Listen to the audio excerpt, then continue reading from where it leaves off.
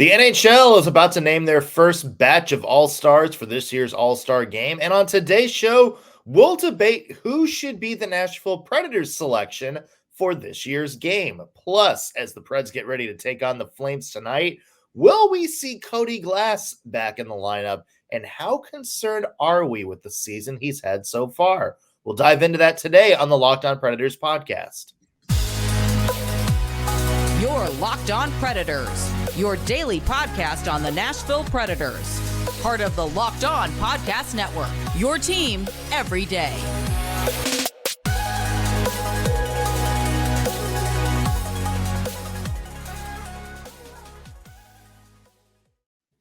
Thank you for making the Locked On Predators podcast your first listen of the day. Every single day, we are your free daily Nashville Predators podcast, part of the Locked On Podcast Network, your team every day.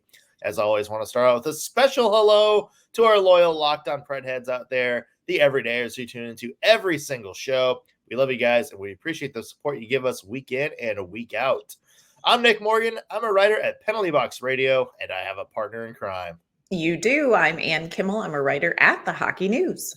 Also want to mention today's episode brought to you by FanDuel. Make every moment more. Right now, new customers get $150 in bonus bets with any winning $5 moneyline bet. That's $150 if your team wins. Visit FanDuel.com/lockedon to get started. On today's show, the NHL is about to nominate the first batch of All-Stars, one from each team. The rest are going to be voted in by fans later. We will talk about who we think the Predators should have represent them in the All-Star game, and maybe even a vibes pick, somebody who we'd like to see in the All-Star game. Plus, Cody Glass potentially back in the lineup soon. Are we concerned with the season he's had so far? He's been injured. He's been inconsistent on the ice. How much should we read into that? First, though, Preds take on the Calgary Flames tonight in Nashville, a 7 o'clock puck drop. And we talked about that Chicago game kind of being a feel-good game. Even though it didn't wind up being the blowout on the scoreboard, I think a lot of fans were happy with the, I guess, the flow of the game, the way the Predators controlled that game. They're going to have a little bit of a tougher time tonight against the Calgary Flames, a step up from the Chicago Blackhawks. But I would say it's probably the same situation. You want to see them control this game from start to finish. Yeah, you really do. This is one of those games where I think you have an opportunity after, a win over Chicago. Let's not forget this was a win. They had a really great, I thought, first period with puck possession, controlling the pace of the game.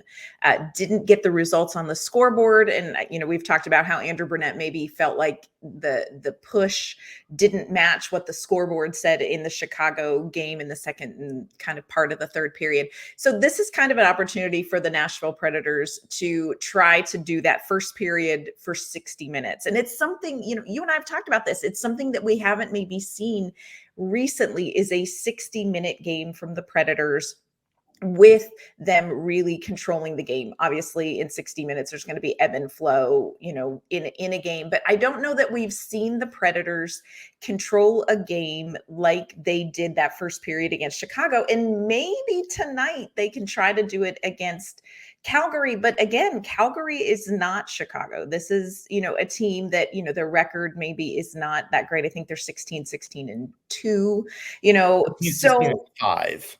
16, 16-5. Sorry, Calgary. I tried. But let's give them those 4 extra loser points those little points.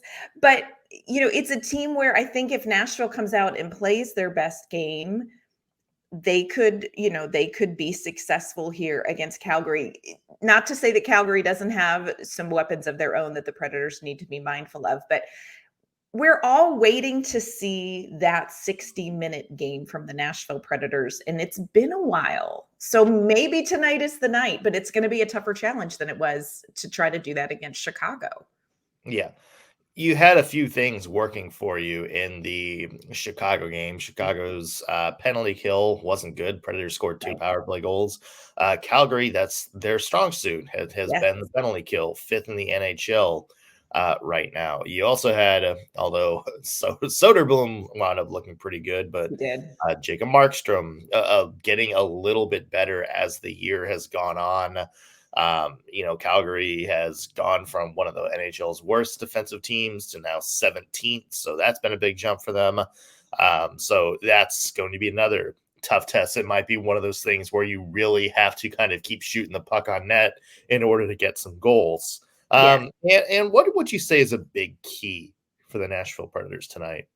I think you hit on it when you mentioned Jacob Markstrom, and we kind of joke about it, and I mean it respectfully, but he's like a walrus in net from that insurance commercial. This is just a giant, and I mean it respectfully, but this is just a giant goaltender who doesn't leave a lot of space. And so the Predators are going to have to make Markstrom move. They are really going to have to move the puck pretty quickly. Somebody like Philip Forsberg, who can really kind of snipe in a small space. I would love to see Tommy Novak, who we know can kind of get the puck in a small space. Those are the players that are going to have to kind of pressure him with some skill. Otherwise, it's going to be pucks on net. Get guys into and in front of the net, block his line of sight, and be there for kind of those greasy goals. This may be a game that's won by, not by looks, but by just those greasy goals. And I think that's going to be really important for the Predators. They've got to pressure Markstrom. Are you surprised that the Flames have kind of struggled as much as they have the past 2 years? Remember, it wasn't that long ago that the Flames were kind of the up-and-coming team. They had Matthew Tkachuk. They had Jonathan Huberdeau. Markstrom was one of the NHL's best goalies, and then they went out. They made that trade, not really by choice. Their hand was forced. Yeah. Jonathan Huberdeau comes in, and Jonathan Huberdeau had just been, I think, was 3rd in the NHL in scoring that year, was like a 110-point guy. He's tied for 9th on the Flames in scoring this year, just 17 points through 37 games. Mackenzie Weegar is good, but hey, the other big move was Nazem Kadri, 26 points in just 37 games, and nowhere near where he was that one season in Colorado. I think we knew he was going to take a step back maybe a little bit. Wasn't going to necessarily be an 80-point guy, but he hasn't, in his 2 years in Calgary, been sort of that impact player that I thought a lot of people thought he was going to be. It's surprising a little bit. We know that, it's hard to replace a Matthew Tkachuk based on what, Johnny Gaudreau did for that team. We know that it's hard to replace that, but this is, just 2 moves, and all of a sudden this team is completely a shell of its former self. Yeah, and it's not even that they just lost people and didn't gain talent back. Like you said, I mean, they've got Nazem Kadri, they've got Jonathan Huberdeau, Elias Lindholm is on this team, Blake Coleman is on this team. They've got some younger players, Mackenzie Weegar, Igor Sharangovich. Like, they've got talent on this team, but it's just not come together. And I'm with you. Like, Calgary was a team kind of in the back of your mind. You're like, this is the sleeper pick. Like, Calgary is going to be a sleeper pick. They're going to become a team sort of like a Colorado, where it's going to be hard to get a win over them. And, I'm not speaking anything over the game tonight because, the hockey gods are whack this year with the Predators, but they are not what they look like they should be on paper. In even Markstrom, they're very surprising to me. And yet you have to be aware of the fact that, like, they have some talent there. If they can get it together, maybe, they're going to be they're going to be a hard team. So I'm really surprised that Calgary isn't more in the mix. Yeah. For the Nashville Predators, are we going to see Cody Glass? That's a question. We have not seen him in the lineup for, quite some time. Yeah. Are we concerned about the season he's had so far? We're going to talk about that in just 1 second. First, though, want to mention today's episode is brought to you by Sleeper. It's almost the halfway point in the season, Preds fans. And regardless of where we are in the current standings, I want to remind you, you could still win big playing daily fantasy hockey on Sleeper, the official daily fantasy app of the Locked On NHL Network. Sleeper is our number one choice for daily fantasy sports, especially daily fantasy hockey, because with Sleeper, you can win 100 times your cash in daily fantasy hockey contests. All you have to do is pick whether players like Philip Forsberg, Jonathan Huberdeau, Ryan O'Reilly, and Nazem Kadri will record more or less than their Sleeper projections for things like goals, assists, saves, plus minus, and more in a given game. To win a 100 times bet on Sleeper, you need to correctly predict the outcome of 8 player stats. You heard me, Preds fans. You can win 100 times your money playing daily fantasy hockey with Sleeper. So start paying attention and nail your picks so you can start winning big. Use promo code LOCKEDONNHL and you'll get up to a $100 match on your first deposit. Terms and conditions apply. That's code LOCKEDONNHL. See Sleeper's terms of use for details and locational availability. All right, Ann, let's talk about Cody Glass. Somebody that we have not seen in the lineup since the Detroit game, which I believe is now 2 games without him. Yeah. He's been a healthy scratch earlier. I think he was a healthy scratch for the Dallas game and the Flyers game right before Christmas. It's not turning into the season I think Preds fans were expecting to see from number 8. I mean, he came into this year, a lot of people kind of pictured him as, this is the guy who's going to jump up and seize that number 2 center role. Mm-hmm. This is, the Preds' future middle 6 center. Maybe we can turn him into kind of a puck possession machine. Maybe we can get him some penalty kill opportunities and kind of have him be, defensive-minded center. We lauded him for, sort of his hockey IQ and nose for the net. And it's just gone all sorts of wrong for him this year. Obviously, 2 big injury spells, I think, derailed him. But even when he's come back, even in the games where he's been on the ice and has gotten some consistent time, it's just not gone the way he's wanted to this year. 1 goal, 1 assist for 2 points in 16 games, a -8. And how concerned should we be about Glass's game this year? I think the question I would rather answer is how disappointed, how disappointing is the start of the season for him, because this has been really tough.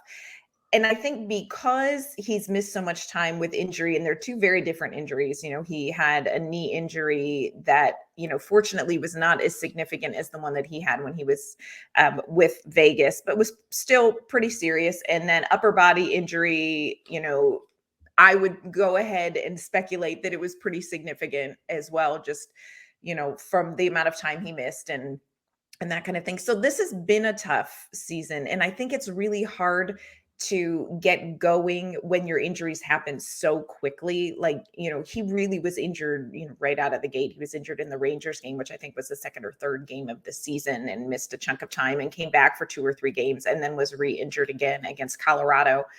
So it's been a really disappointing season. And I think it's tough to pick up then for a couple of reasons. One, you've got lines kind of already working together. You've got people that are so much further ahead in learning a new system. Because remember, this is Cody Glass not just trying to get back on the ice. This is Cody Glass trying to become comfortable in a new system. And the best way to do that is to play it. You've got to play it and play it and play it. And you've got to play it at game speed. And he just hasn't had the opportunity to do that. How concerned am I? I think this is a tough season. My concern for Cody Glass is not that I think that he is a bust, or that I think that he's not going to turn into or find his potential in Nashville long term. My concern is, how is he doing?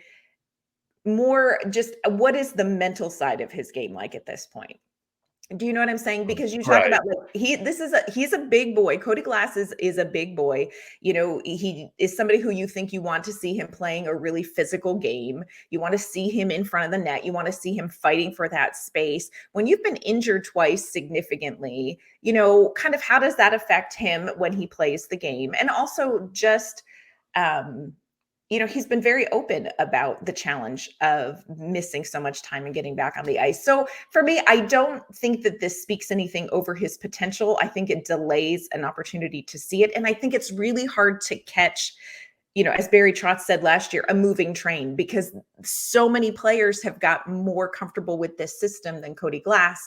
How do you then jump on board a train that's kind of moving and get yourself up to that comfort level? You know, it may not be this year that we see Cody Glass hit that threshold. And how, you know, my question then becomes, is Andrew Brunette okay with that? Is Barry Trotz okay with that? I don't know. It was hard going into this year because I think a lot of people were still trying to figure out who Cody Glass was as a player. Was he going to develop into a number one center? Was he better suited to be sort of a, you know, middle six guy? Or is he just kind of a spare piece? I think a lot of people were just kind of trying to get a handle on that.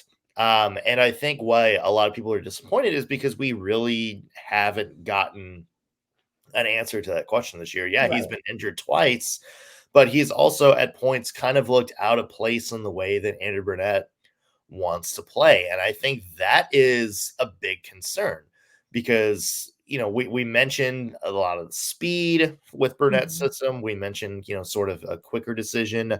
And go back and watch, you know, Cody Glass under John Hines. And that wasn't necessarily Cody Glass's game. Like, you know, he wasn't the fastest guy. He just kind of had a really good hockey IQ, could skate himself into high danger areas. So if he's now playing another, you know, style under Andrew Brunette, that is a concern, I think, a little bit for me.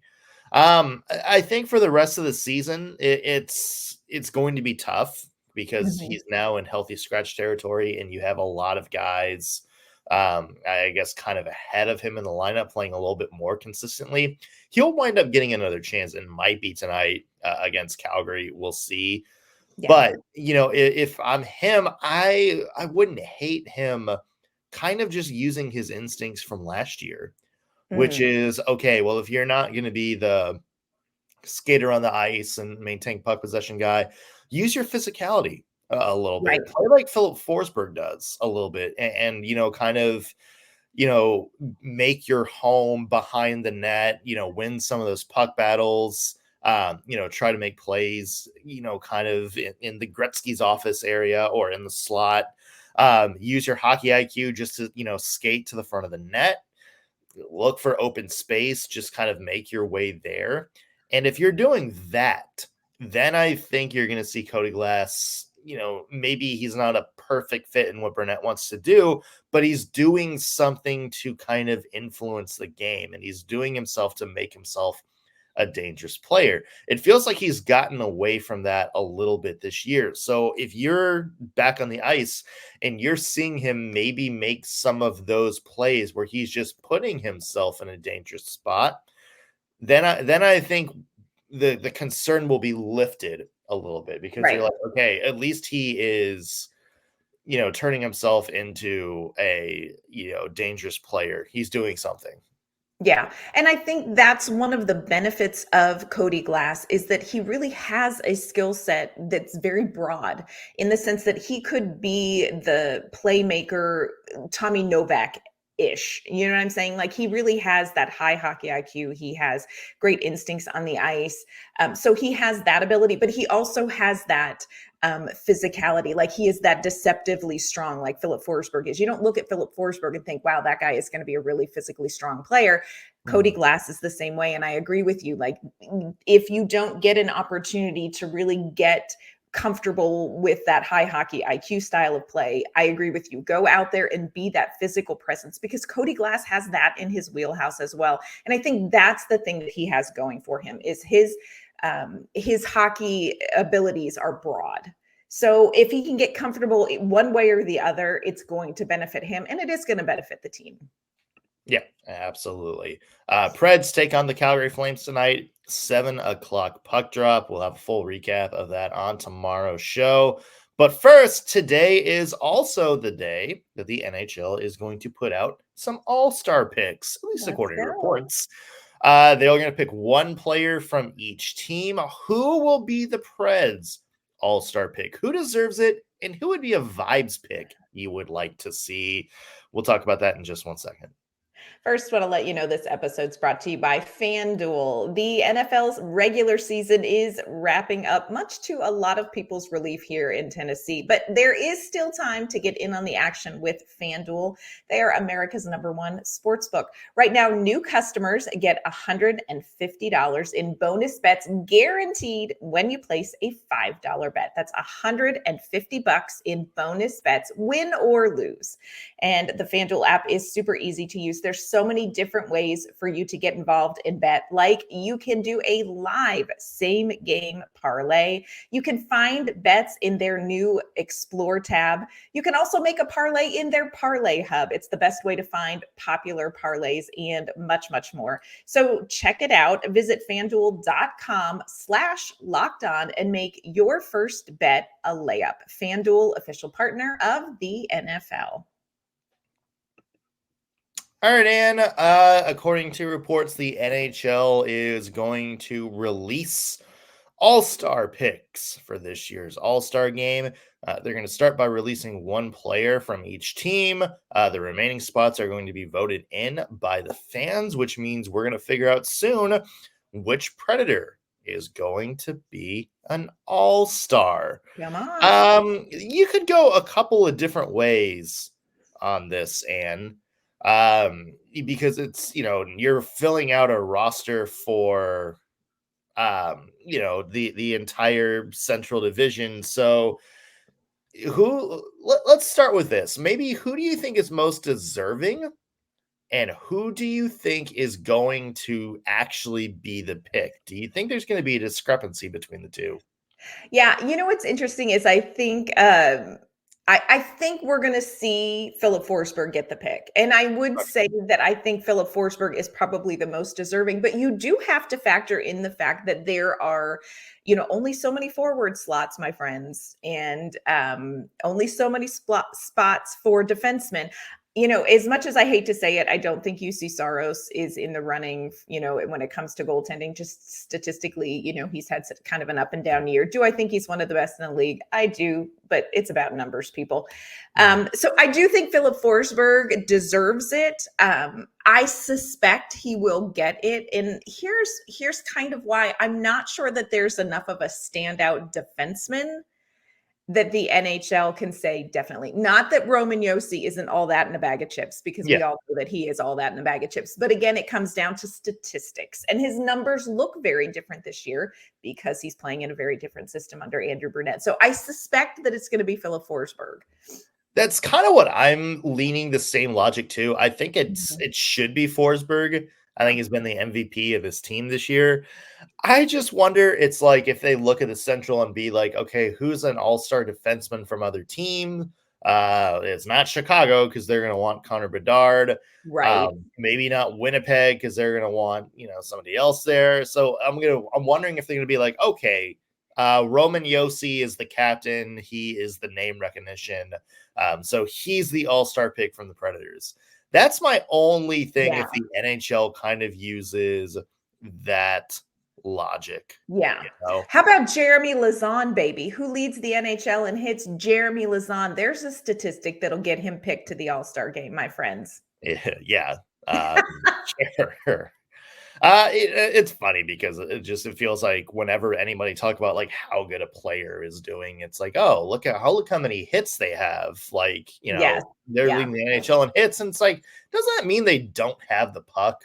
Like, doesn't it mean they're normally the other team is out there and doing something that's and Lauzon is doing a lot of other things, but yes, because it feels like you have to have a number to justify a pick. So there's your number. Like, isn't it like Yeah, like isn't it? Aren't you supposed to kind of be like the offensive juggernaut? Aren't you supposed to be the possession guy?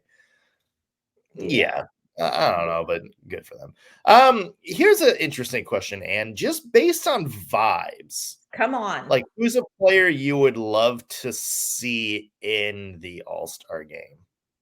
I have two that for me would be straight vibes, and statistically, they're not gonna make it. But Luke Evangelista, and let me tell you why. First of all, Luke Evangelista just is a vibe with legs and skates. Like he just is a vibe.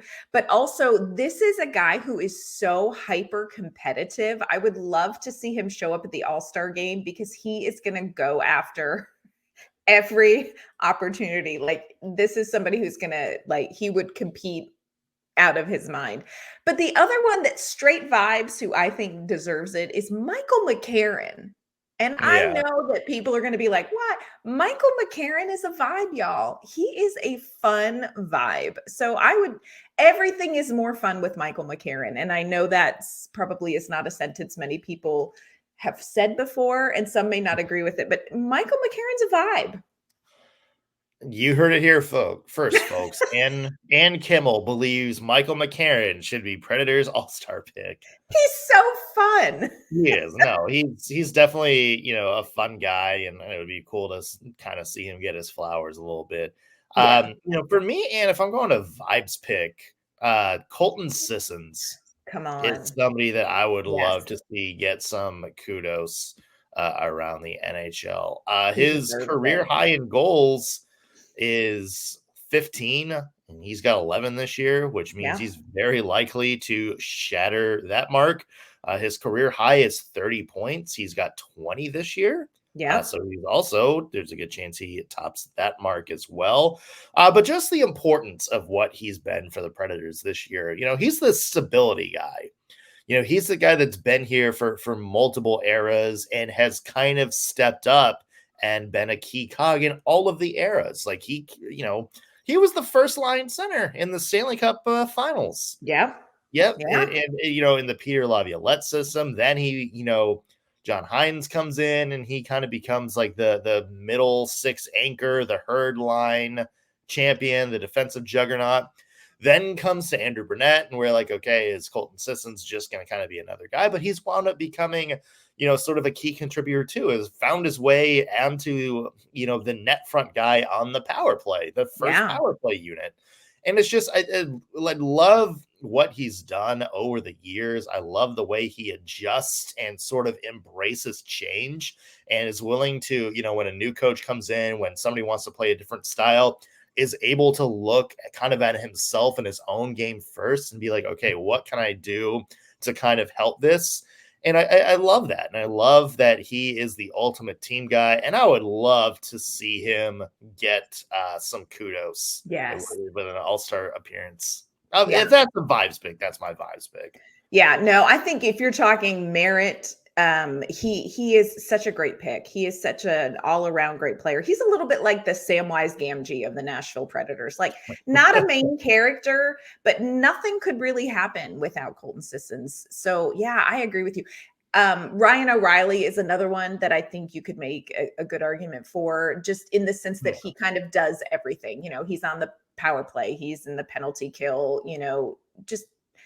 he's Ryan O'Reilly, y'all. He's out there Ryan O'Reillying. So I could see him. And, Gus Nyquist, the tear he is on right now is just a whole thing too. So, there's definitely some players that are, even though the Nashville Predators aren't in, deep in the postseason conversation, there are some players quietly having really, really good seasons under Andrew Brunette this first year. So yeah, Colton Sissons, I am here for. He is so chronically underrated in this league. Chronically underrated. Yeah. We should find out later today, possibly tomorrow, who the all-star picks are going to be. So let us know if you're listening, either tweet us or comment on our YouTube page, who you would like to see represent the Predators at this year's game. And where can people find your work? You can find my work online at InsideThePreds.com. You can find me on social media at AnnK_Mama on Ice. You can find me at Penalty Box Radio or on social media at _NSMorgan. That's going to do it for us on today's Locked on Predators podcast. Thanks for making us your first listen of the day. We'll be back with an all-new episode tomorrow. We'll see you then.